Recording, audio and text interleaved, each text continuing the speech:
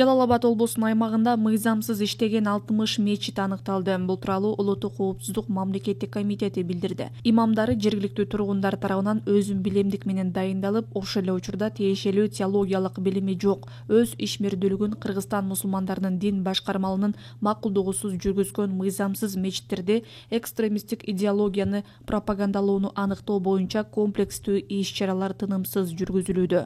Мечиттердин курулушун координациялоонун жана аларды каттоонун бирдиктүү эрежелерин текшерүү максатында Жалал Абад облусунун аймагындагы мечиттерди текшерүүнү уюштуруу боюнча УКМК тарабынан жергиликтүү өз алдынча башкаруу органдарынын, ички иштер башкармалыгынын, кадастр мамлекеттик мекемесинин, өзгөчө кырдаалдар министрлигинин, мамлекеттик санитардык эпидемиологиялык көзөмөлдөө борборунун комиссиянын ишинин жүрүшүндө каттоодон өтпөгөн 60 мечит аныкталган. Алардын ичинен Сузакта 33, Базар Коргондо 2, Ноокенде 5, Аксыда 3, Чаткалда 5, Токтогулда 1, Тогуз Тородо 7, Жалал Абад облусунда 3, бирөө Майлуу сууда.